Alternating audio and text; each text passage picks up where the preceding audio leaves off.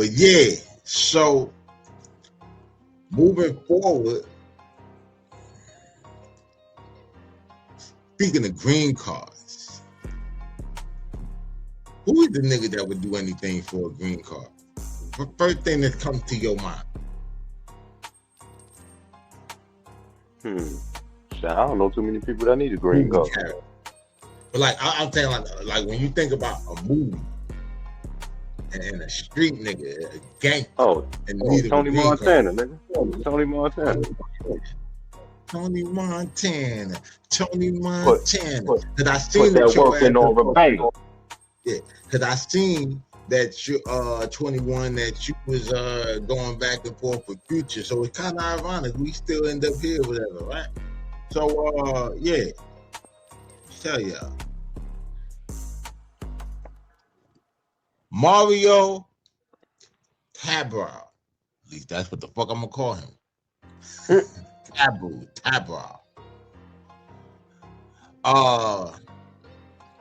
What you didn't know about the real Tony Montana. Yeah, so this is the nigga who they say is the inspiration behind the real Scarface. Yeah.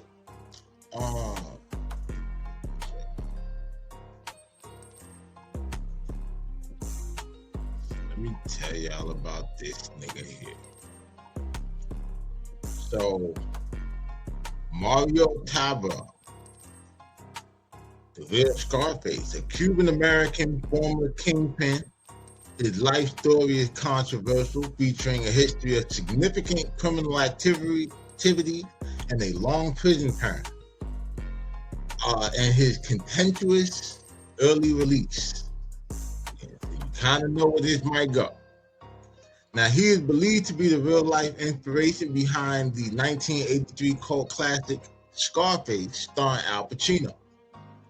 In the late 70s, Tabraue and his father, Guillermo Tabraue, ran a family drug enterprise, primarily smuggling large quantities of marijuana and later cocaine.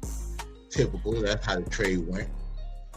He began distributing drug money to Miami police officers to ensure smooth operation.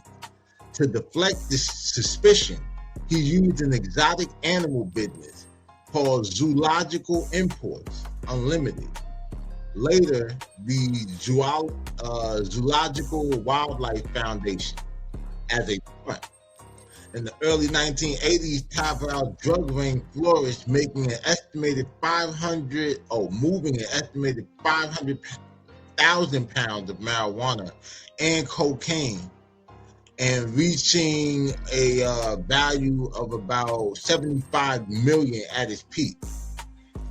In 1980, an associate of Tabraue's, Taboo, whatever the fuck that nigga name, we're gonna call that nigga Taboo. I like it better.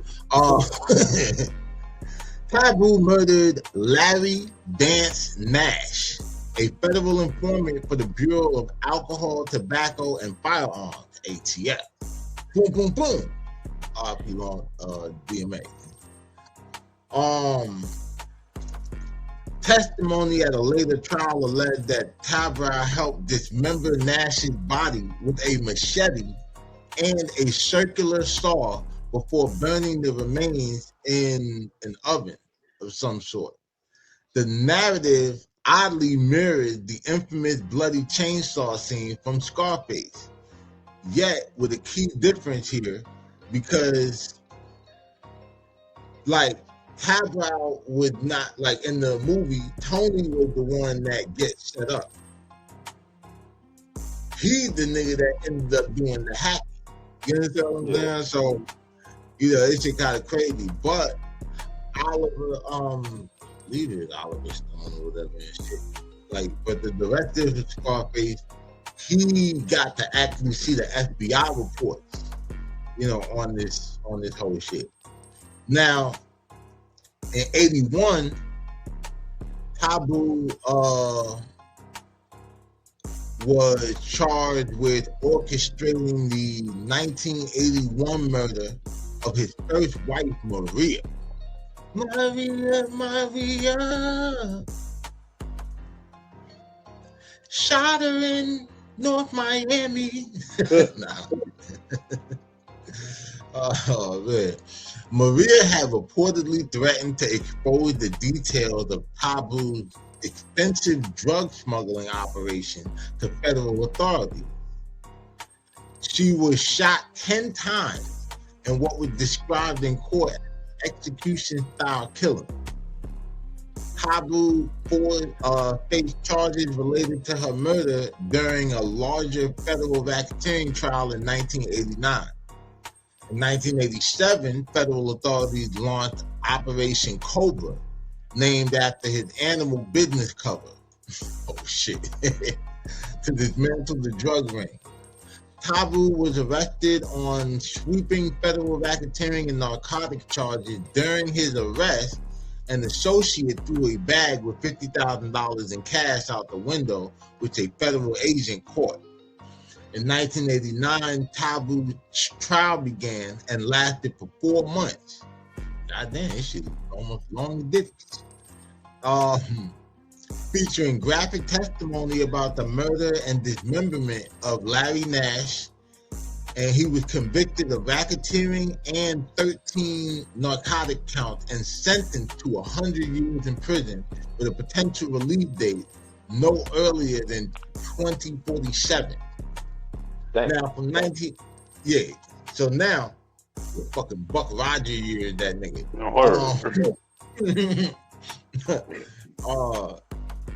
But now shit that we in 2020, like we about to be in 2026, that shit don't really seem that far off. But in 1980 something, yeah, that shit seemed like forever. You gotta think about it. The Terminator movie, the first Terminator movie came out in 1989, right? And if you look at what they projected or what they imagined the world to be like in 2029, then you understand that that shit is only 3 years away. It kind of makes you realize, like, damn, like, yeah, these really thought that this shit was gonna be way, way different. You know what I mean? Now the only thing that's gonna change in 2029 is Funk Master Flex might be hosting the morning show on Hot 97. But I think that's where they're gonna put Joe Button shit at in the morning. Yeah, well, hopefully. So, get rid of Flexing. I don't want to hear none of them niggas in the morning. But yeah, like, so from 97 to 2000, while in prison, Tabraue became a government informant. Providing information on other Miami underworld figures. His testimony requested a reduced sentence based on his cooperation. In 2000, due to his extensive cooperation as a federal witness, Tabraue's 100-year sentence was dramatically reduced, and he was released from prison after serving only 12 years. So, damn, you gave 88 back using your tongue. Goddamn. The release caused outrage from Larry Nash's widow and the ATF agents who originally put him behind bars. Post-2000 to the present, Tabraue returned to the exotic animal business, finding the Zoological Wildlife Foundation, ZWF, in Miami in 2014. He gained media attention when it was reported that he was lobbying Congress on issues related to big cats.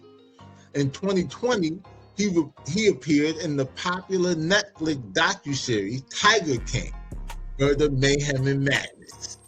Where he claimed to be... That's him? Huh? That's supposed to be him? Oh, he's not the Tiger King. Oh. He's the nigga, but he was featured in the shit because he was involved. Like, all right, so aside from the whole chainsaw shit, yeah, this nigga also had tigers and shit because he owned like a wildlife, importation shit. So he's just giving his commentary because he was lobbying for Congress about big cats and like ownership and shit. So he was just a part of the documentary. But the whole crazy shit is, when I first heard about this shit and I saw, you know, all the different people that were on there, I had no idea because I didn't really watch the Tiger King shit. So I had no idea that this was the nigga and shit. Like I thought the dude that was based on Tony Montana was probably dead. Word. You know what I'm saying? But in the Tiger King joint, he claimed to be the potential inspiration for the Tony Montana character in the movie Scarface. You know what I'm saying? The whole zoo, the whole ZWF, the Zoological Wildlife Foundation, had received critical citations from the U.S. Department of Agriculture for animal welfare concerns and incidents, including a 2023 incident in which a lion cub bit a visitor. God damn. In 2021, a limited drama series about Tabraue's life from his youth through his animal years and present day was announced of being in development. So damn, we about to find out about this nigga like we found out about Diddy. But that shit crazy though, like, cause we all know how Scarface felt about snitches and shit like that. Word.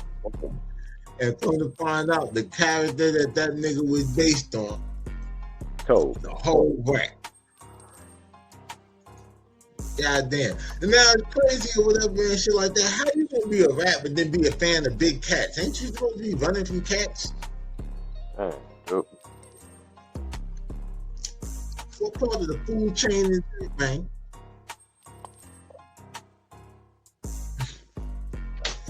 Statements in the air, man. Statements in the air, man. Paperwork in the air, man. Word, man. Niggas is tripping. Tripping.